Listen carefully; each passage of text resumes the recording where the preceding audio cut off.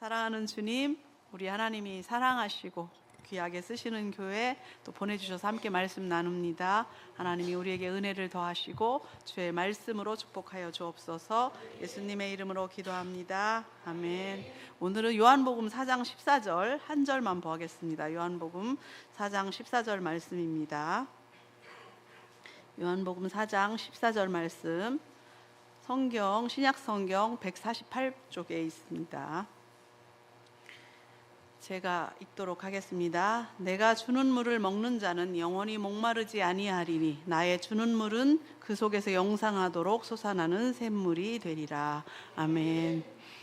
제가 늘 씩씩한 모습으로 여러분 앞에 서기 때문에 여러분이 늘 제가 이제 행복하고 잘 웃고 이러시는 줄 아는데, 제가 한때 위기를 좀 겪었습니다. 작년 말부터 이제 야나가와 교회를 신축해야 되고, 또 이제 카고시마 다케 교회 건물도 이제 매입해야 되는 이러한 모든 이제 그 사역들이 저를 좀 약간 힘들게 하고 또 부담을 좀 많이 이렇게 느끼더라고요. 제가 이제 9년이 됐거든요.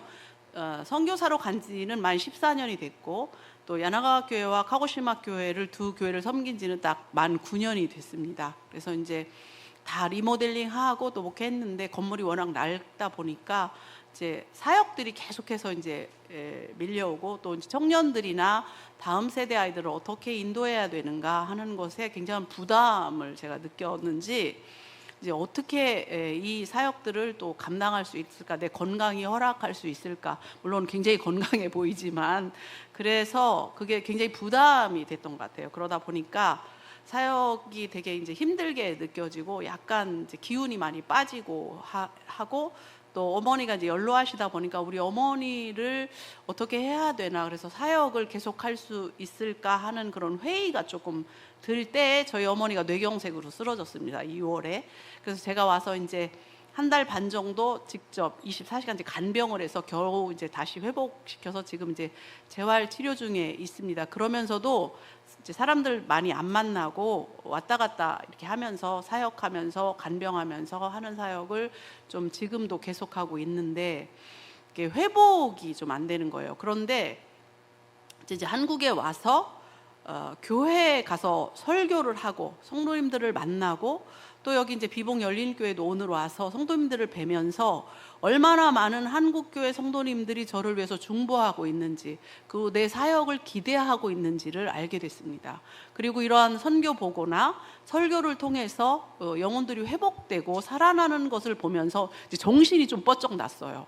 아, 내가 지금 무슨 생각을 하고 있는가에 대해서 알게 되었고, 또 하나님의 말씀을 여러분에게 지금도 이제 증거하지만 제일 처음 듣는 건 제 귀거든요. 그러니까 제 귀가 그 말씀들을 들으면서 어떤 생각이 들었냐면, 얼마나 영광스러운 직분을 하나님이 주셨는데, 그리고 영혼을 살리고 복음을 증거하는 이런 직분을 주셨는데 내가 그것을 얼마나 가볍게 여겼는가에 대한 회개가 이렇게 터져 나오고, 또 일본 성도들에 대해서 이제 너무나 일본 성도들이 이제 막 부흥하고 성장하는 것보다, 물론 굉장히 말씀도 열심히 듣고 또 순종하고 어떻게든 목사를 중심으로 해서 교회를 세워가려고 하는지는 이제 보이지만, 제가 이제 힘들 때는 우리 성도들이 왼수 같은 거예요. 아우, 쟤네들만 없으면 내가 여기 안 있을 텐데, 이런 생각이 좀 들었는데, 한국에 와서 회복되면서 그런 것에 대한 회개, 얼마나 귀한 성도들이고 얼마나 그 열악한 환경 속에서 그 말씀을 지키고 또 어떻게든 구원받은 생활을 지키고 신앙을 지키고자 하는가에 대해서 눈이 이제 떠지게 됐어요. 그래서 이번에 처음으로 이런 시대원 동문 모임이나 집회나 또 교회 설교를 통해서 하나님께서 저에게 새 힘을 주는 것을 느꼈습니다. 그래서 저를 회복시키는 것을 느꼈는데, 결국은 우리가 근본으로 돌아가는 거, 말씀으로 돌아가는 거, 예수님께로 돌아가는 거 외에는 답이 없다는 것을 제가 다시 한번 깨달았고, 그리고 일본에서는 많이 외로워요. 일본은 이제 일본 목회자들 간의 모임이 거의 없고 홀로 있는 시간이 많고 그랬는데, 한국에 오니까 이제 목사님들을 만나고 또 동문회 같은 거를 통해서 나에게는 동역자들이 있고 이렇게 기도해 주는 분들이 있구나 하는 것을 알게 되면서 내 영혼이 이제 회복이 되고, 또 오늘 이제 비봉 열린교회 와서 느낀 것은 금요일마다 얼마나 성도님들이 기도해 주시는가를 또 알게 돼서 그게 굉장히 위로가 됐어요.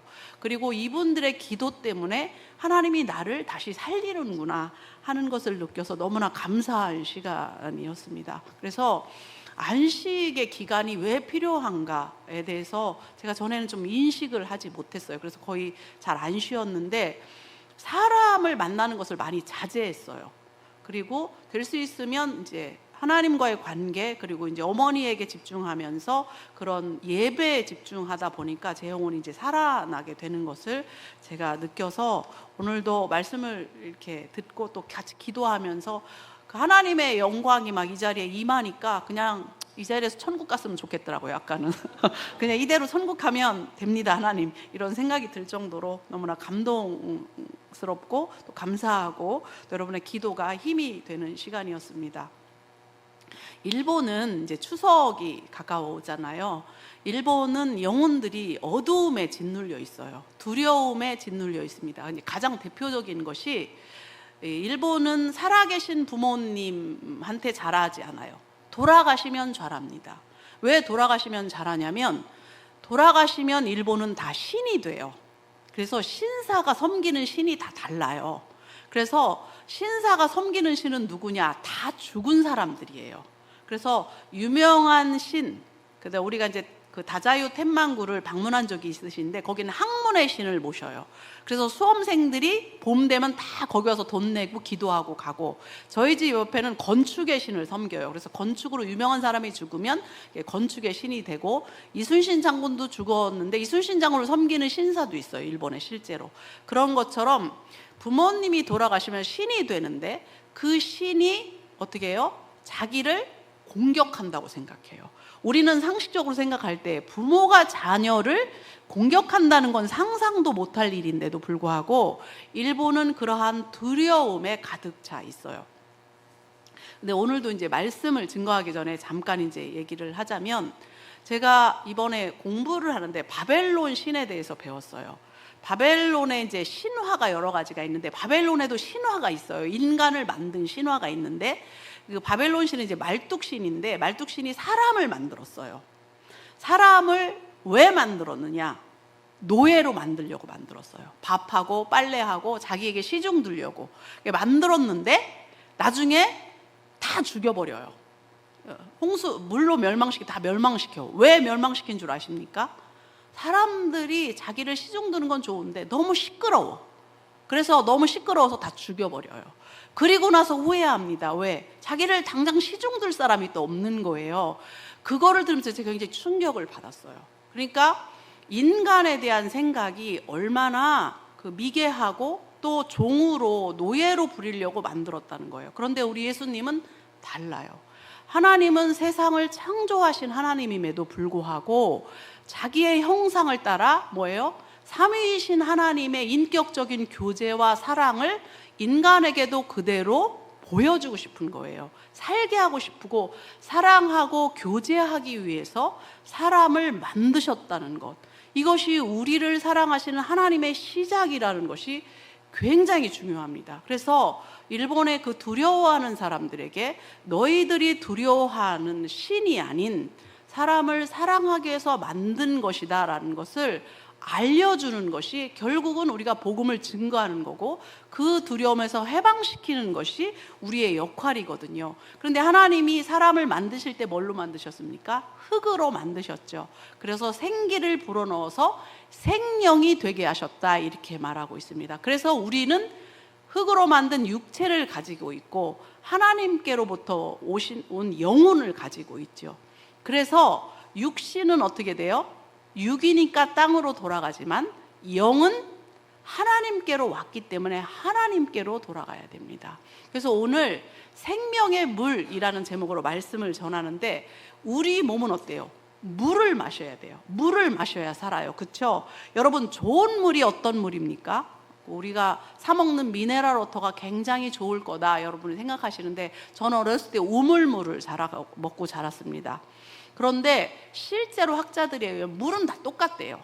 좋은 물, 나쁜 물이 없고, 물은 많이 마시는 게 중요하고, 세계적으로도 미네랄 워터의 뜻은 그 뚜껑에, 여러분 뚜껑이 분홍색, 파란색, 초록색으로 되어 있죠. 그게 미네랄 워터라는 뜻이에요. 그 하얀색 뚜껑은 정수기 물입니다. 그렇게 전 세계적으로 공통적으로 표시를 하는데, 물은 어떤 좋은 물이 있는 게 아니라 많이 마시는 게 중요하대요. 근데 우리의 신체가 물이 부족하면 물을 어디에서 끌어다 쓸 것 같습니까? 첫 번째는 세포에서 끌어다 써요. 그래서 여성분들은 물을 많이 안 마시면 어떻게 돼요? 세포에서 물을 끌어다 쓰니까 피부가 늙겠죠. 그러니까 물을 많이 마셔야 여러분 얼굴이 안 늙어요. 그래도 물이 부족하다. 세포에서 끌어다 물이 부족하다. 그러면 어디에서 물을 끌어다 쓰느냐? 방광에서 끌어다 써요. 그러니까 우리가 소변으로 배출해야 할 물을 우리 몸이 다시 재활용한다는 거예요. 그래서 우리의 몸을 건강하기 위해서는 물을 많이 마셔요. 물을 많이 안 마시면 생명력이 없고 에너지도 없고, 그러니까 짜증이 나고 이렇게 된다는 것입니다. 그런데 우리가 물 대신 뭘 먹어요? 콜라를 마시죠. 그리고 커피를 마시죠. 저는 커피 없이는 살 수 없는데 커피를 많이 마셔요. 그러면 여러분이 어떻게 돼요? 콜라를 많이 마시고 커피를 많이 마시면 갈증이 점점 더하죠. 커피를 한 잔 마시면 물을 2잔 마셔야 된대요. 그래야 그것이 이제 상쇄가 되는데, 그러한 물을, 그 콜라를 많이 먹고 커피를 많이 마시면서 우리의 몸의 갈증이 물이 아니면 안 되는 것을 알게 돼요. 그런데 많이 마신 사람이 알게 됩니다. 그러면 어떻게 돼요? 다시 물을 많이 마셔야 우리의 몸이 사는구나 하면서 물로 돌아가죠. 근데 우리 인생에서 물의 역할이 뭐예요? 맹물은 맛이 없어요. 그렇기 때문에 물을 좋아서 마시는 사람은 많지 않습니다. 목말라서 마시거나 필요해서 마시죠. 근데 우리의 인생에서 물의 역할을 하는 게 뭐예요? 그게 예배예요. 그리고 말씀을 듣는 거거든요. 그 예배 드리고 말씀 듣는 것은 뭐 그렇게 맛있고 이런 것 같지 않지만 맹물같이 우리의 영혼을, 우리의 몸을 살리는 역할을 한다는 거예요. 그런데 또 한 가지는 이게 뇌가 있죠. 뇌. 우리의 뇌가 목마른 거하고 배고픈 것을 구별을 못 한답니다.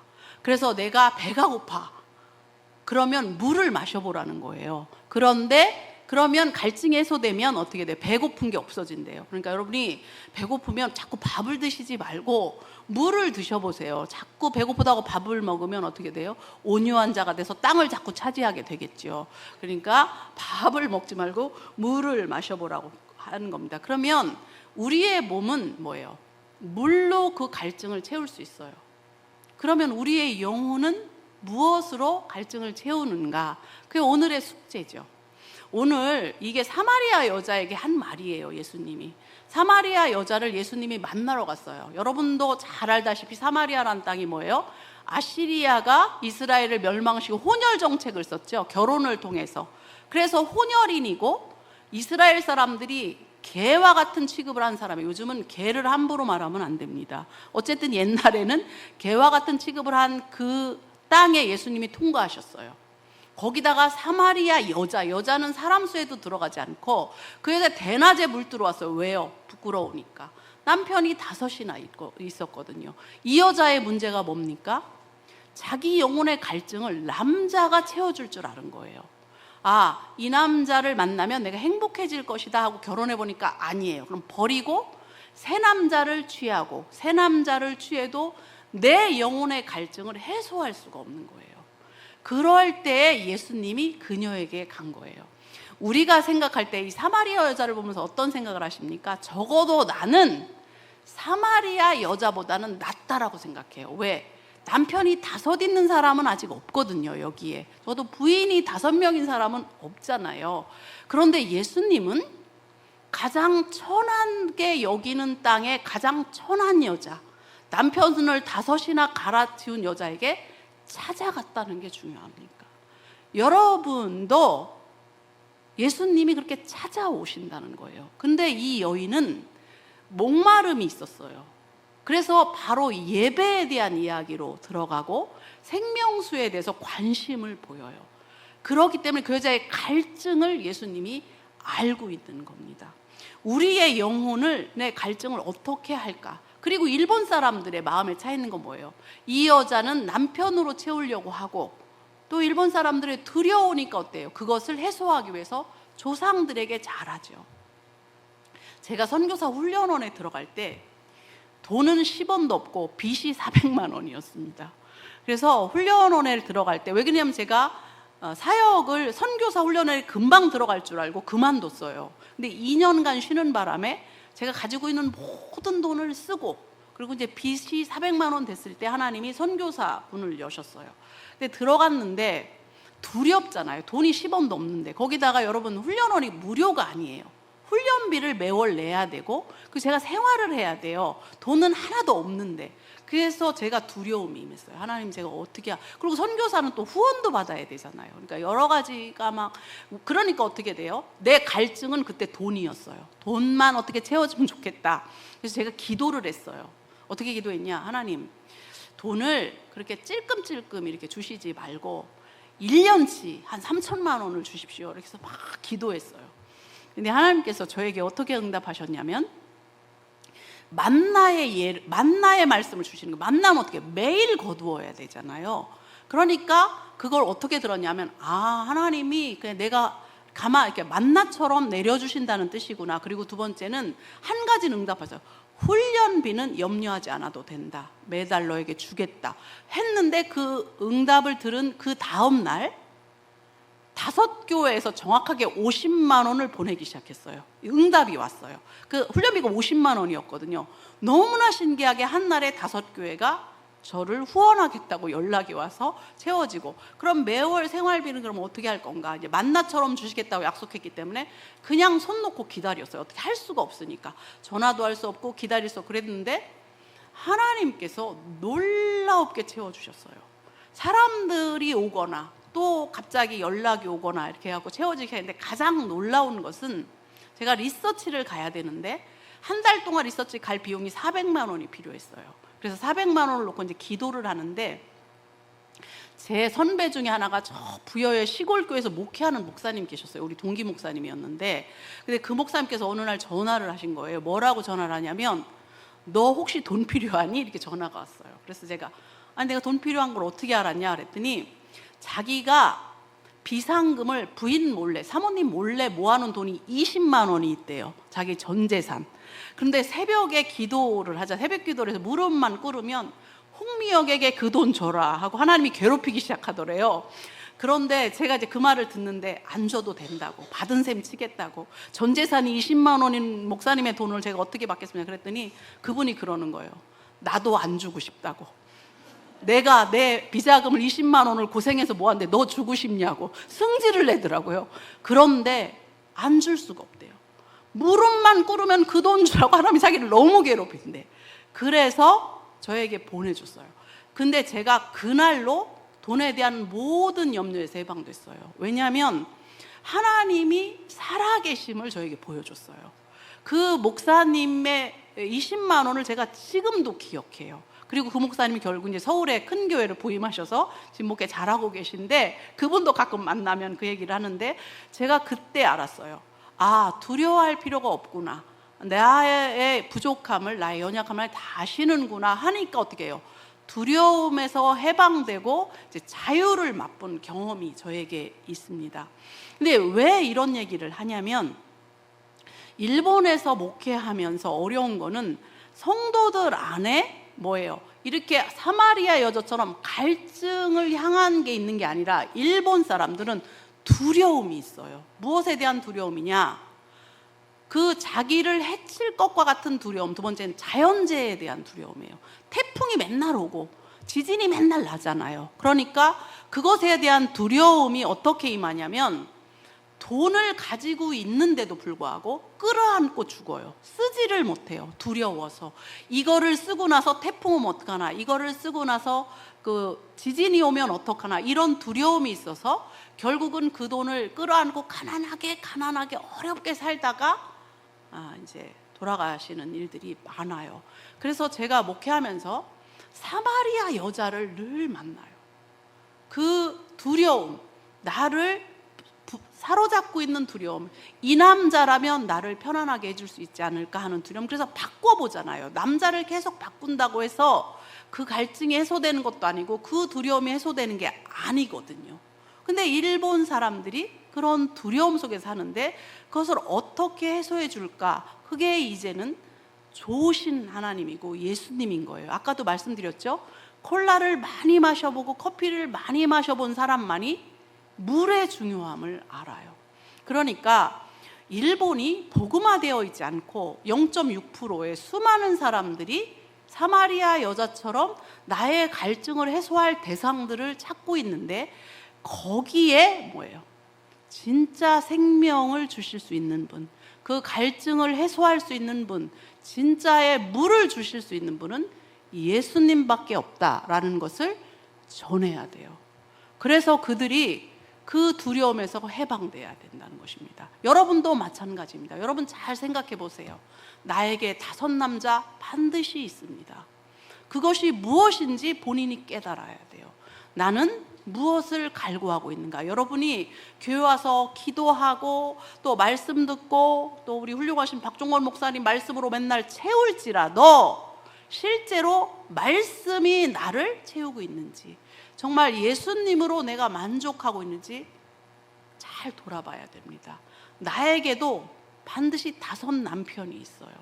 이것만 채워주면 행복할 거야, 이것만 해결되면 행복할 거야 라고 하는 5 남편이 우리 모두에게 있을 수 있다는 것입니다. 그럴 때 어떻게 돼요? 많은 경험을 해요. 특히 이렇게 젊은이들이 많은데 저는 젊은이들에게 커피 많이 마셔보고 콜라 많이 마셔보라는 겁니다. 우리 성도들, 젊은이들에게는 뭐예요? 너무 이렇게 협소하게 살지 말고 성공도 해보고 돈도 많이 벌어보고 여러 가지 나쁜 짓만 아니면 많이 해봐야 돼요. 해보고 경험해보고 그것이 진짜가 아니라는 것을 깨달아야 그때서야 예수님의 중요성을 안다는 것입니다. 이 5 남편을 얻은 여자도 다 해봤어요. 너 이거면 되겠지 하고 해봤는데 안 되는 거예요. 거기에 예수님이 가셨다는 것이 중요합니다. 우리 하나님이 아까 서두에 말씀드린 것처럼 다른 신화의 신은 인간을 노예화하고 이용하고 또 마음에 안 들면 죽이려고 인간을 만들지만 하나님은 다르세요. 하나님은 사랑하고 교제하기 위해서 우리를 만드셨고 거기다가 우리가 하나님 싫다고 범죄했을 때 당신의 아들을 희생하면서까지 우리를 그 값으로 사시고 사랑하시고 세워주시거든요. 그 예수님이 만날 때, 그 예수님 만날 때 언제냐? 목마를 때예요. 목마를 때. 콜라를 많이 마셔본 자, 커피를 많이 마셔본 자가 맹물의 중요성을 알듯이 우리가 정말 지치고 피곤하고 눈물을 흘릴 때, 여러분 사역을 많이 하고 와서 예배 드린다고 내 영혼의 갈증이 해소되지 않을 때도 많아요. 그럴 때 어떻게 해야 돼요? 그때가 예수님을 만나는 때예요.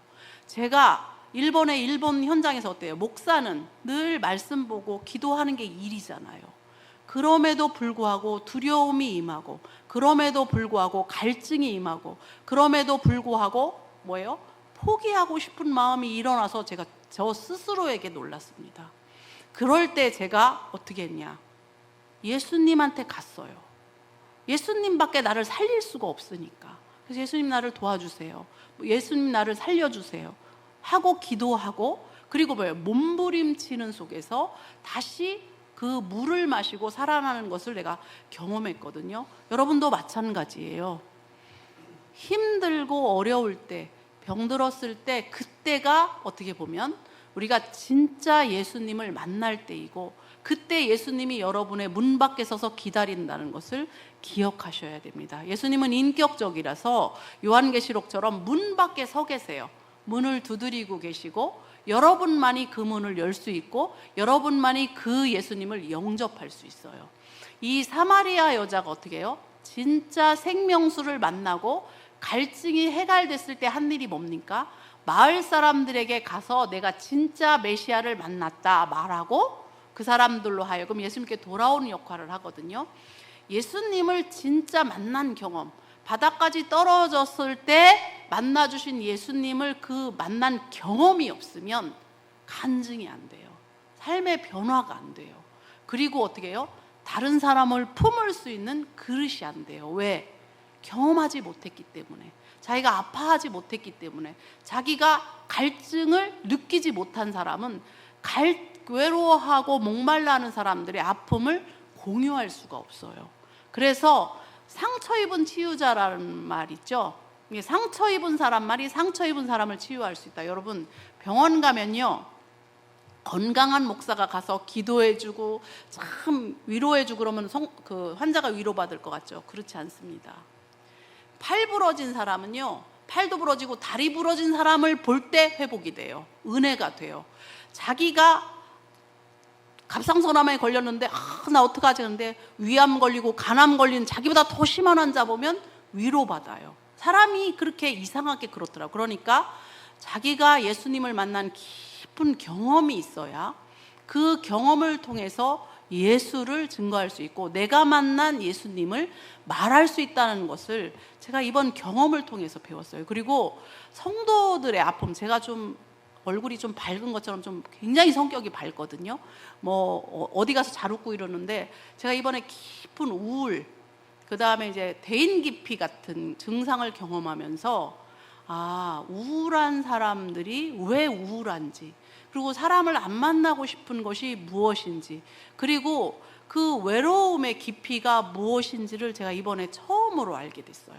그러면서 일본 성도들의 두려움, 그리고 일본 성도들의 삶의 아픔을 조금 이제 가까이 이렇게 갈 수 있는 목사가 되었다는 것을 알았습니다. 그래서 여러분도 이제 죄 문제도 있고 상처 입은 문제도 있고 친구 관계 문제도 있고 자기가 5 남자를 찾은 것처럼 이것 만족시켜줄까 이거를 하면 만족시켜줄까 하는 거 있지만 그런 것들을 통해서는 자기 영혼을 채울 수 없다는 것을 아는 날이 반드시 올 것이고, 그때 예수님을 꼭 기억했으면 좋겠고, 그 예수님을 만난 깊이가 여러분의 삶의 깊이가 되고 그것이 다른 영혼을 치유하고 또 회복시키는 힘이 된다는 것을 기억하셔서, 아까 우리를 사랑하셔서 인간으로 오신 하나님, 그 예수님의 사랑 안에 거하고 정말 생명의 물 되시는 예수님을 만나는 여러분이 되기를 주님의 이름으로 축복합니다.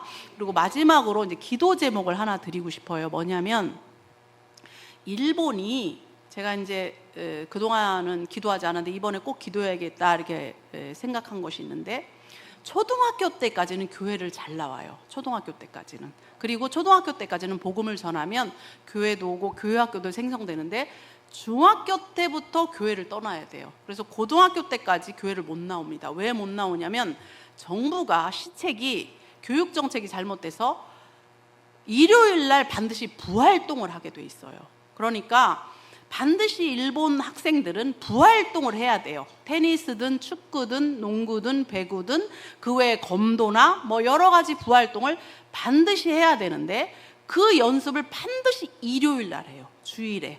그래서 그럼 우리 같으면 어떻게 해요? 한국 분들 같으면 포기하고 교회에 와야지. 그게 안 돼요. 왜냐하면 나는 예수 믿어서 부활동 안 하고 교회 가야 됩니다. 그러면 그때부터 괴롭힘이 시작돼요. 괴롭히고, 어떻게, 일본은 단체에서 이탈한다는 건 상상도 못해요. 단체 활동에서 이탈은 곧 괴롭힘을 당하는 거고 사회활동이 마비되는 것을 의미하거든요. 그렇기 때문에 아이들이 그 중학교, 고등학교 때까지는 부활동을 일요일 날 하다 보니까 교회를 떠나고, 그럼 뭐예요? 청년이 돼서 교회로 돌아오지 않는 그런 일들이 실제로 많이 있어요. 그리고 그것의 시발도 뭐예요? 두려움이에요. 왜? 왕따 당한 것의 두려움, 또 단체에서 밀려나는 두려움. 그건 부모도 마찬가지. 크리스찬 부모도 부활동을 가게 해요. 이래서 그 일본 전체를 지배하는 문화는 두려움이에요. 그렇기 때문에 여러분이 기도해 주시길, 그것을 해소할 수 있고 해방시킬 수 있는 유일한 힘은 예수예요. 예수의 이름이지만 여러분이, 일본은 그 기도를 하자고 그러면 안 해요. 왜? 정부의 시책에 반하는 거잖아요. 그러다 보니까 제가 아무리 기도를 하자고 이렇게 시키고 권해도 제가 어떻게 보면 한국 사람이 일본 시책에 반하는 행동을 하나 이런 오해를 받을 때가 있어요. 그러니까 여러분이 우리나라 같으면 항의하는데 일본은 안 되거든요. 학교에서 하는 거라든지 정부가 하는 것에 항의한다는 것은 좀 어려워하고 상상도 못할 일이니까 한 가지 기도 제목을 꼭 드리면 생각날 때마다 일본이 주일은 쉬는 걸로, 부활동은 토요일까지만 하는 걸로, 그리고 축일이나 쉬는 날에서 반드시 주일에는 교회를 나올 수 있도록 그런 영적 전쟁이거든요. 이것이 정부 대 교회와의 영적 전쟁이에요. 이것을 반드시 해서, 그러니까 그들을 두려움에서 해방하는 일은 예수님의 이름으로도 하지만 우리가 기도함으로 그러한 정부의 시책을 무너뜨리고 깨부시는 것도 굉장히 중요한 복음전도의 활동이거든요. 그것이 청소년들을 살리고 다음 세대를 일구는 귀한 사역이라는 것을 제가 깨닫고 있고, 돌아가서 각 교회마다 또 교구마다 그 운동을 시작할 생각이에요. 그러니까 여러분도 여기서 우리 일본을 기도할 때 적어도 중고등부 아이들이 주일은 쉬고 예배할 수 있도록 0.6%의 인구밖에 안 되는 그 달걀로 바위튀기 같은 운동 같지만 반드시 그 일이 이루어져서 일본의 청소년들 또 청년들이 살아가는 역사가 있도록 기도해 주시기를 바랍니다. 오늘 말씀을 마무리합니다. 일본 땅 지금 복음 증거하는 것이 쉽지 않고 다음 세대를 준비하는 것이 쉽지 않은 시대에 우리 아이들마저도 그러한 두려움에 속해 있는데 거기서 해방될 수 있는 유일한 길은 예수의 이름밖에 없다는 것, 생명이신 예수님을 만나게 하는 것밖에 없고, 또 일본 성도들의 두려움을 해소할 수 있는 것도 예수님밖에 없다는 거 기억하시고, 그것은 여러분도 마찬가지입니다. 내 안에 계속해서 남자를 가르면 행복해질 수 있을지 모른다는 그런 허상들, 게임을 하면 즐겁게 계속해서 중독의 길로 향하는 허상들 다 깨어내시고 진정한 예수님을 만남으로 인해서 그 생명 되신 예수님의 물을 마심으로 인해서 영혼이 날마다 소성해서 오늘 밤 여러분이 힘을 모아 기도한 것처럼 기도하고 예배하는 여러분이 되시기를 주님의 이름으로 축원합니다. 기도하겠습니다. 사랑하는 예수님, 오늘도 우리에게 말씀 주셔서 감사합니다. 우리에게 생명은 오직 예수 그리스도밖에 없습니다. 그것을 알게 하시고 만나게 하신 하나님, 잊어버리지 아니하고 또 놓치지 아니하고 예수님의 은혜 안에서 그 생명 되신 예수님의 물을 마시면서 우리의 영혼이 날마다 새로워지는 은혜를 경험할 수 있도록 도와주시고, 두려움에 가득 차 있는 일본 땅의 영혼들에게 우리 주님을 증거하는 사역들이 계속해서 이루어질 수 있도록 주의 종에게 힘을 더하여 주시옵소서. 감사하고 예수님의 이름으로 기도합니다. 아멘.